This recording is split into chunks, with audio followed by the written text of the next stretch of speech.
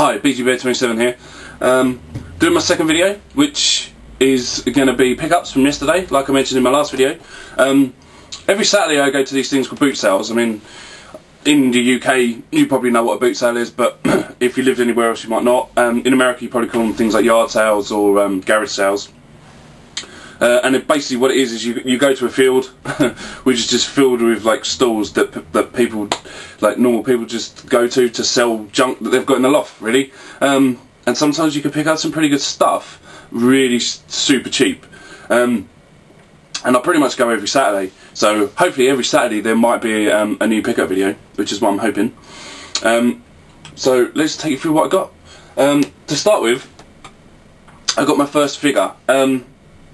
Now, when I was collecting before, I didn't buy figures, but looking at Splatter Trigger, I was like, models are pretty cool. So I thought I'd start collecting, and the first thing I got was Phoenix from Gears of War, and I mean, he's not in his box.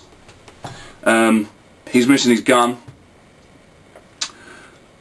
and it looks like he's missing something from his back. But to be quite honest, I just bought him because I thought it was pretty cool. And it cost like nothing. I mean, it was cheaper than buying a chocolate bar, and I am not even joking. So I was like, I'm just going to buy him as my first little figure. I mean, I'm not really that bothered that he's not in a box and that, because I just thought he was pretty cool. So yeah, that's my first one. Then I got a couple of PC games.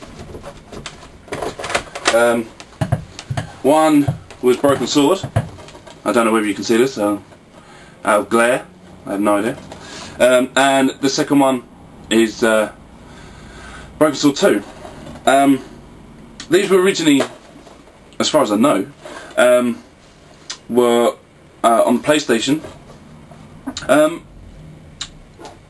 These games are brilliant. I mean, they're point and clicks, so the point and clicks are a bit hit and miss, and they can be a bit boring, and they're not for everyone. But I'd say go and try these. These are so good. These were Broken Sword was one of the first point and clicks I ever played, and I just loved it. Fell in love with it. It's just so good. I mean, I've played it on so many different formats. The first one, like I said, I played it on PlayStation. I played it on Sega Saturn. I played it on PC. I played it on the Game Boy Advance, because I believe they released it on the Game Boy Advance. I remember that, and I just love it, love it, love it, love it.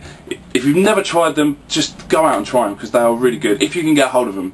I mean, the PC games you're probably going to get hold of pretty easily. PS1, just search a little bit for them, and they might be a little bit, but it's definitely worth it. Right, so that's them. Okay, I have another 1 and 2 for you. I have Final Fantasy X. I have Final Fantasy X too.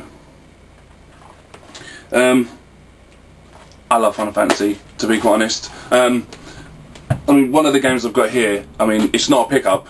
I've had it since the day it came out. I'll get to it,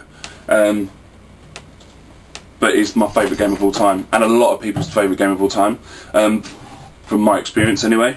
I picked these up because they were like super cheap. I got the guide as well for X2, which is over there, which there's no point in me going to get it because they're right over there. Yeah, I just loved these games. I mean, they're in super condition. And I remember when this first came out and I played it for like 15 hours straight. It's just so good. I mean, what more can I say? It's Final Fantasy. So that's them. Then I just got like a pile of, I wouldn't say humdrum, but you know, standard PlayStation 1 games. So I have Tekken 3, which the only reason I bought Tekken 3 is because my fiance, who I sold all my collection to marry next year, loves Tekken. I'm not a great fan of fighting games. I'm not very good at them, to be quite honest, but she is awesome at Tekken.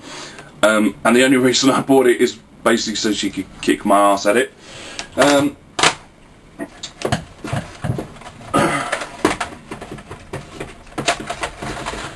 Next I have Harry Potter and the Philosopher's Stone, in super good condition. Most of these are in really good nick. The only reason I bought this is because we're both massive Harry Potter fans. Obviously the last film's just come out and we were like super excited to see it. Actually today we're going to go and see it for the third time. It's a bit sad really, but there you go. I did find a couple of little treasures actually. I found Medieval, and I found Medieval 2. Used to love these games when they came out, but I have a little question for you YouTubers out there. I never originally had this game, and so I don't really know much about it. There's no stickers on the front, but inside there's actually an extra disc section. Now I don't know if anything's missing or whether or what.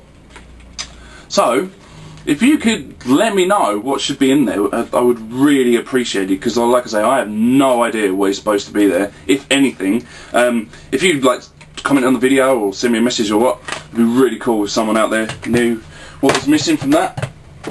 Next I have Box Land of Resident Evil 2. Most of these are like platinum editions. I will try and get hold of the normal original editions, because obviously some of them have got extra inlays that the platinums didn't have and things like that. So for now it'll do. I picked up Dino Crisis. Now I don't know if anyone out there has played Dino Crisis. I bought it because I was when I originally bought it, I was a fan of Resident Evil, and I thought I'd give it a try. And to be quite honest, it is brilliant. And the second one and the third one weren't that good, but the first one was just so much fun. I mean, I've loved playing it, and I played it so much. I would recommend it to anyone, really. It is really good. I wouldn't say super hard to find, but pretty hard to find. I mean, you can get them on eBay, but they don't go that cheap. And believe me, this was cheap. I got Silent Hill. Once again, it's the Platinum Edition, so don't panic. This is in the PlayStation downstairs. I've already been playing it. The booklet was different. The disc was different. And there was another inlay in the original. So for now, just so I could play it was why I bought it. But I will be trying to get the original release of that. I've got another PC game called In Memoriam. If you can see that, I don't know if you can. I don't know if many people will know what this is, to be quite honest. And where it was released, I really couldn't tell you. The problem is, I'm not very knowledgeable on stuff.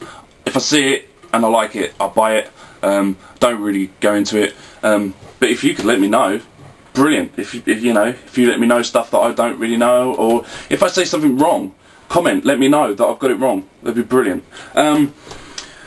Basically, this was, as far as I know, this was the first PC game to use the internet to play the game. I'm not talking like online RPGs or first person shooters, because obviously they were like the first ones. But what I mean is to actually, this game created their own websites and email accounts that you had to go onto and solve puzzles to continue in the story. And basically the story was these two investigators had gone missing, investigating a serial killer, and he sends you, supposedly, this disc with links to websites and things like that, with puzzles to help you find these two missing people. To be quite honest, this game is so good. They were going to make a second one. I don't know whether they ever did. I don't think they did. but it's just, I mean, the puzzles are super hard.